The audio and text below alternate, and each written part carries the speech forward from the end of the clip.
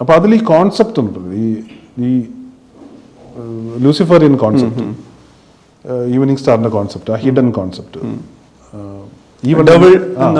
Deep state.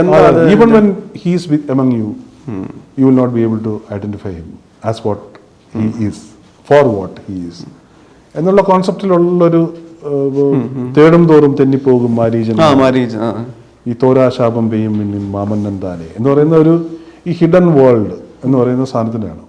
ദൈവത്തിന്റെ പാപക്കറ, രാസൂര്യൻ, വെളിച്ചം പേറുന്ന രാസൂര്യൻ, മുറിവേറ്റ് ചോര വാർന്നുകൊണ്ടിരിക്കുന്നവനാണെങ്കിലും നീചൻ നീചൻ തന്നെ.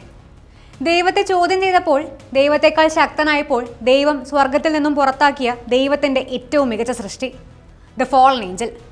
പറഞ്ഞു വരുന്നത് അവനെ പറ്റി തന്നെ, Lucifer, the bearer of light, son of dawn, the planet Venus when it rises from the morning. ഇവൻ നമ്മൾ ഉദ്ദേശിച്ച ആളല്ല സാർ.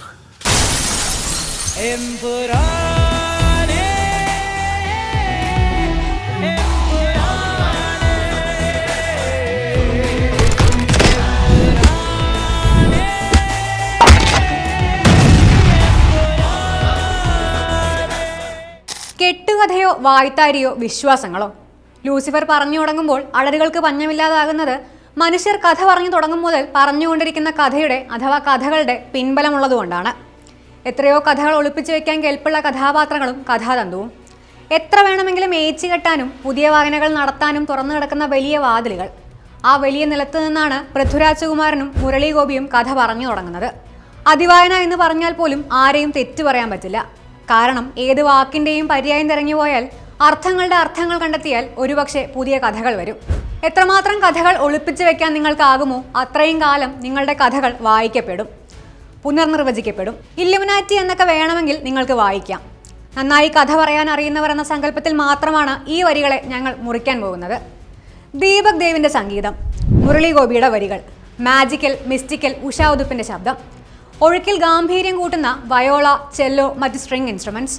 കഥ ഇത്ര നേരം നമ്മുടെ മണ്ണോട് ചേർന്ന് വേരിറങ്ങിയാണ് നിന്നിരുന്നതെങ്കിൽ അടുത്ത ചാപ്റ്റർ തുടങ്ങുന്നത് പറന്ന് ഗോളത്തെ മുഴുവൻ ചുറ്റിവരിഞ്ഞ ശക്തിയായ അബ്രാം ഖുറേഷിയെ കാണിച്ചുകൊണ്ടാണ്. വോക്കലും ഇൻസ്ട്രുമെൻറ്റും ഇൻ്റർനാഷണൽ ആകുന്നുണ്ട് അവിടെ. വരികളിലേക്ക് മടങ്ങി വന്നാൽ എക്സ്പ്ലോറിംഗ് ഡാർക്ക്നെസ്, ഇരുട്ടിനെ കുറിച്ചൊരു പാട്ട്, ഇരുട്ടിൻ്റെ രാജാവിനെ കുറിച്ചൊരു പാട്ട്, രാസൂര്യൻ, ഇരുട്ടിലെ വെളിച്ചം. അബ്രാം ഖുറേഷി, എലിയ സ്റ്റീഫൻ നെടുമ്പള്ളി ഒരേ സമയം വെളിച്ചവും എന്നാൽ ഇരുട്ടിൻ്റേതുമാകുന്നു. ഇരുണ്ട ലോകത്തിൻ്റെ വെളിച്ചമെന്നൊക്കെ വേണമെങ്കിൽ പറയാം. ആ സങ്കല്പത്തിൽ തന്നെ കഥയില്ലേ? ബിബ്ലിക്കൽ അല്ല പാട്ട് എന്ന് ഗാനരചയിതാവ് കൂടെയായ മുരളി ഗോപി പറയുന്നുണ്ട്. അതുകൊണ്ട് തന്നെ പുതിയൊരു വാക്കായി വന്ന എമ്പുരാൻ കഥയിൽ പുതിയ കഥ കണ്ടെത്തി. ഇതിഹാസങ്ങളൊക്കെയും പവർ സ്ട്രഗിൾസ് ആണ് പറയുന്നത്. ഏത് ഇതിഹാസത്തെയും ഇന്നലേക്ക് പറിച്ചു നട്ടാൽ അത് പൊളിറ്റിക്കൽ യുദ്ധങ്ങളെക്കുറിച്ചാണെങ്കിൽ അതും തെറ്റ് പറയാനാകില്ല. ഭൂമിയുടെ ഒരു ചെറിയ കഷ്ണത്തിൽ തുടങ്ങിയ കഥ ആദ്യ ഭാഗം അവസാനിക്കുമ്പോൾ ലോകമാകമാനം വാഴുന്ന പവർ പ്ലേയുടെ കഥയാകുന്നു. എമ്പുരാനെ എന്ന പേരിലുള്ള ഗാനം എന്താണ് ലൂസിഫർ എന്ന് അറിഞ്ഞ ശേഷം കഥാന്ത്യത്തിൽ ആളുകൾക്ക് കൊടുക്കാനുള്ള പാട്ടായിരുന്നു. ചിത്രത്തിൻ്റെ ക്രക്സ് കൊണ്ട് നടക്കുന്ന ഒരു പാട്ട്. എമ്പുരാൻ എന്ന വാക്കിന് അർത്ഥം ഇത്രയേ ഉള്ളൂ: someone who is more than a king but less than a god. ദൈവത്തിനേക്കാൾ എളിയ ഒരാൾ, എന്നാൽ മനുഷ്യനായി ഏതൊരു രാജാവിനേക്കാളും വലിയൊരാൾ.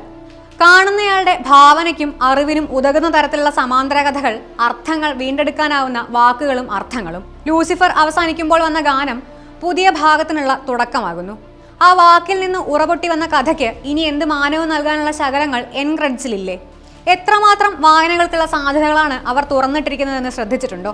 ഷേക്സ്പിയർ മുതൽ ഇങ്ങോട്ട് വായിക്കാൻ ബാക്കി വെച്ചുപോയ വാക്കുകൾ. പൃഥ്വിരാജകുമാരൻ വെറുതെ കുറച്ച് കോട്സ് കൊണ്ടുവയ്ക്കുമോ?